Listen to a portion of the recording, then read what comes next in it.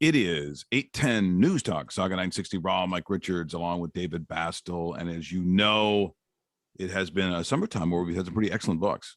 Not only had excellent books all summer that Chris from the Idea Shop has brought us, but we've also had some authors come on and talk about it.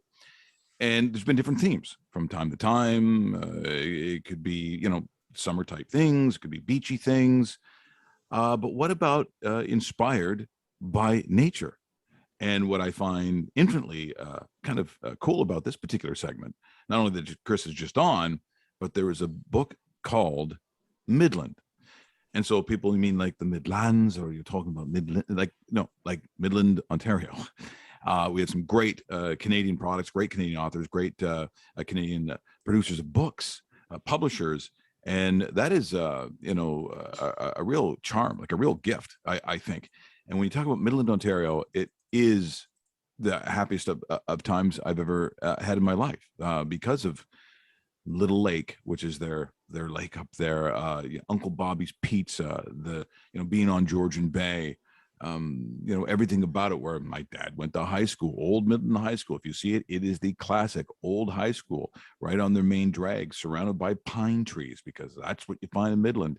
So this is a very intriguing book for me. And for more, we go to our good friend Chris from the Idea Shop. Good morning, Chris. Good morning, Mike. Thanks for having me. So how do you, now look, some people are going to wonder, how do you find these books? Like, how do you find these? What is the process in finding authors that do stuff like this?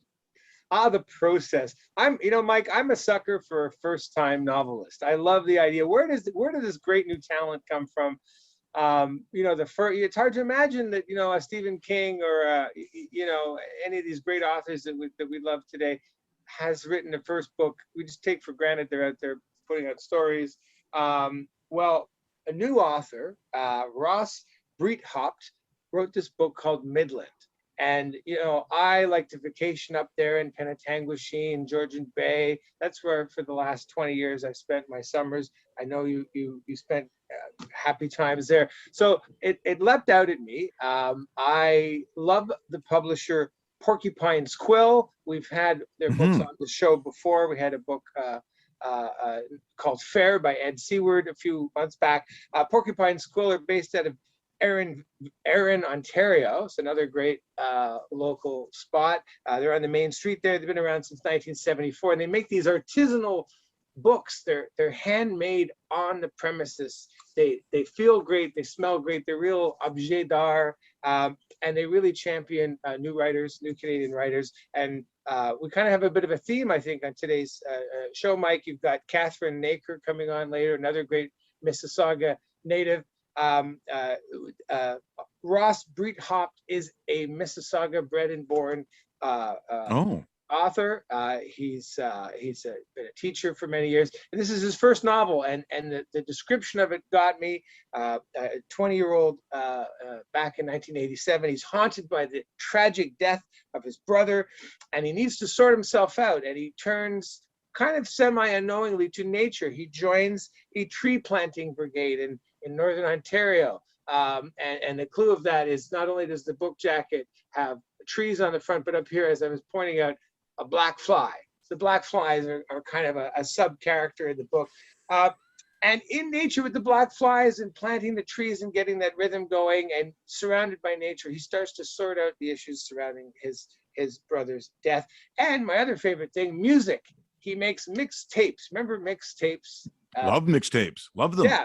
Mixed CDs aren't quite the same. Mixed tapes, really, you can get into it. So this book takes you somewhere, takes you along for this character's journey. Midland is his hometown. He kind of escapes his family for a summer and goes off into the forest and plants trees. Things get pretty weird up there. Doesn't end. The tree planting doesn't end well, but he's on a real journey. So I love this. It's all about friendship and music and confronting stuff. So another great book from Porcupine's Quill, and again a first time novelist. We love that. Yeah, and a lot of times with these first time novelists, as we've all spoken to on this very show, it's that first idea that has been pent up for years and years and years sometimes, and they're like, you know what, it's burning. I have to produce this, and there's really no time frame on it. It's not like he's a seasoned author where you're almost expecting every 2 years there's something that comes up and he's generating a new idea every single time. And okay, after book number 10, there's book number 11. But on this, it's like he has all the time in the world, all the thought process in the world. That's why a lot of these first time authors, they really hit home runs right off the start, don't they? Absolutely. It's as you said, David, they got to let it out. You know, it's like if you guys we're all camping together and it comes to story time. I believe every person has at least one great story, if not many. And that's one reason I love. Well, I got one about Cuba, but I don't think people will like it. I don't think it'd be popular. That's why I love this show, Mike and Dave. You guys got lots of great stories, and so this guy, you could tell this is the story he had to get out. But it's new. It's not. It's kind of unexpurgated. It comes out in beautiful. You know, the Porcupine's Quill. The editing is superb. It's a fantastic story. So well, again, Dave's looking for a publisher for his book. He was telling me this past week he had an idea for something that's been percolating for years, and the book is called Saving. It's how to not spend money and a lifetime of how to keep your money close to the vest in your pocket, called Savings. It's a struggle of a man with money in his pocket and his struggle to keep it in it. That's what he told me. I think we can all relate to that. See, that's the great thing too. I'll buy that. Well, I will buy smart, that. I'm not sure. Maybe I'll borrow that. You know, there you go. Borrow. I gotta tell you, when I received the rock from the sky the other day, it was probably about 2 weeks ago, I'm guessing. I immediately took it downstairs and the kids were playing. And so I opened it up. It's in an awkward size envelope because it's a larger hardcover book. And as soon as I opened it up and showed my oldest, she walked over and literally read it to me within seconds of me opening it. Now, it's not a tough read or anything, but the cover attracted her to it because we've read John Classen books before with the little turtle and so forth. But this is outstanding. It's funny. It's an easy read for anybody under the age of 6, 7, 8, even younger than that. But I really liked it. It's a cute little story. I love that. I'm glad. I'm trying to find books that your family steal from you. You know, like Yes. it's peripheral reviews. Well, the book looked good as my wife was grabbing it out of my hands, or my kid took it. And that's David. You nailed it there. What I love about John Klassen's books, he's a Winnipeg-born author illustrator. He's a Governor General Award winner. He wrote a book in 2010 called Cat's Night Out. I think that was going to be the title of my own autobiography, but Cat's Night Out got a Governor General's Award. And Candlewick Press, one of the world's great children's book publishers, publishes John Klassen's book. And his first book was book in a series was called I Want My Hat Back. And I bought that. I bought that for my kids maybe 8, 9 years ago. We still read it. It's talk about value for money. It's one of the few picture books that my 13-year-old will look at, my 9-year-old will look at, and I look at the magnificent illustrations and the unusual way that he puts a story together. Both kids and adults are chuckling while reading this book. I'm always keen to introduce more Irish content to the show. Samuel Beckett, the great Irish author, Waiting for Godot. This has that kind of feeling. Turtle has a fantastic spot that he likes to sit in. He loves it so much. He invites his friend Armadillo to come over. Come to my spot. Come to my spot. But Armadillo's got like kind of in a kind of Star Wars way, kind of a bad feeling about this. He's not sure. Something's not right about this spot. And, when you're a kid or, and your daughters or my sons could relate to this, when you're a kid, you forget, but like stuff just seems to come out of nowhere. You wake up one morning and your parents have bought a new car. How did that get here? You're not aware of the mechanics of things.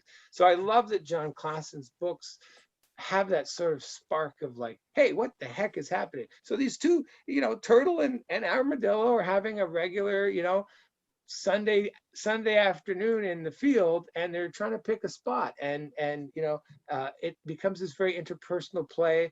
What's different about this new book by John Classen is it's a suite of 5 interconnected little stories. So it's not a long read, but it's very interesting. And as your daughter would probably tell you, David, the font in the book is different color depending on which character is talking. So my son and I like to read it to each other. So it's like, okay, today you're the armadillo. That's a good day if I get to be the armadillo. Some days he's the turtle, and we're still, he's 9. We're still reading this book because it's just simply. Thank God you said he was 9. My son is 40. Well,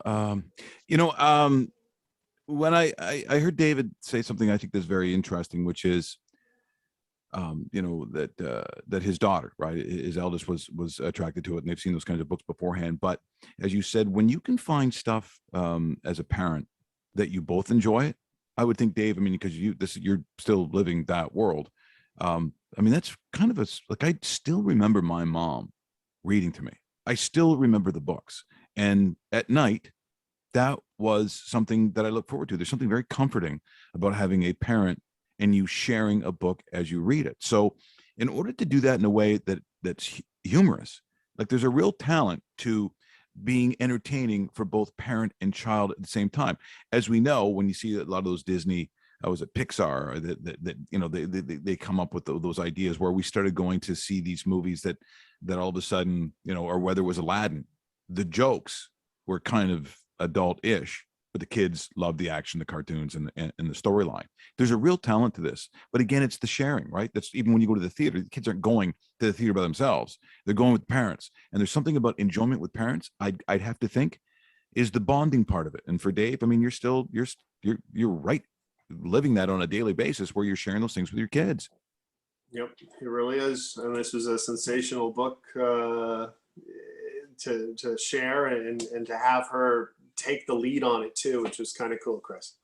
Yeah, and the fun part is after story time and after the kids have gone to bed, the next day, one of the most treasured times for me is when I'm in the car with one of my kids or both of my kids, and we can have a conversation. And sometimes conversations they can go off in strange directions, but having one of these stories that you can read, this is one, these John Classen books, they've got that sort of mysterious air of they're thought-provoking, even whatever age you are, adult or child, and we talk about them. Hey, do you think the armadillo was wise to switch spots? Oh, that's a 10-minute conversation in my world, and I'm still sorting it out. Every time I've read this book, I've read it like 30 times.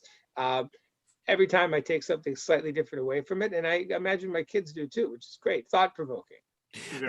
There's also that whole thing that we talk about from time to time, which is the feel, and you've talked about it even with the first book, the feel of a book, the smell of a book, like just that textile kind of thing with your fingers, and a hardcover book like that's got those kinds of illustrations.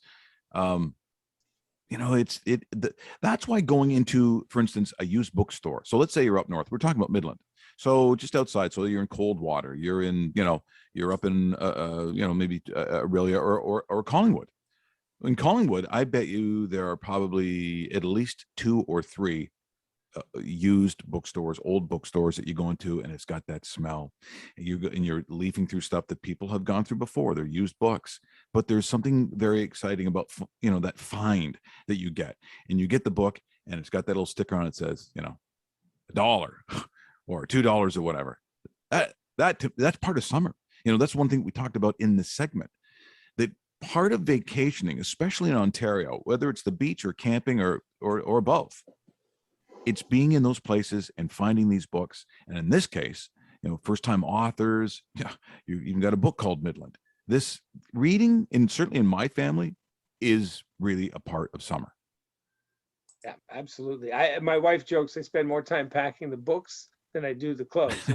T-shirts, shorts. Okay, now what books are we going to bring? I brought both these books up with me on vacation this past month. Sat on the beach happily reading away, and that's how you remember your summer. I can remember where I was or what I did. By what book? Going back to when I was a kid. So you're absolutely right, and that's fun. And David mentioned when he got the book in the mail, The Rock from the sky. It's in an envelope. You got to get it out of the envelope. It's like, you know, it's an object that you kind of wrestle with. It's great kid size. It's great adult size. There's a lot of thought put into, like, especially children's picture books like this, how they've done a great job. It's beautiful. The paper's good. And, you know, I mean, it's just gorgeous, gorgeous to look at. Yeah. And if you're a kid, you know, who's, you know, it takes over your whole view. You're right into it. So I love that about the book, and he was quick to point that out. I just feel that way about Penthouse, but again, this is not a story for No articles. Well, No Chris. articles. The other magazine had articles, Mike. Yeah. Well, the Penthouse Forum, as my dad would read that to me, and I'd say as a kid, you know, are they really that lonely at a townhouse? Well, sometimes they are, son. Yeah. Interesting. All good to know. Who knows what I'll come up with for next month? Yeah. Who knows? Chris, great job Join as us. always. Yeah. Don't miss that segment for sure. Thank you so much for those excellent books. Once again, The Rock from the Sky and Midland, another great selections from our friend Chris Houston. Thanks, Chris, so much. We'll talk to you again real soon. Thanks, guys. Welcome back.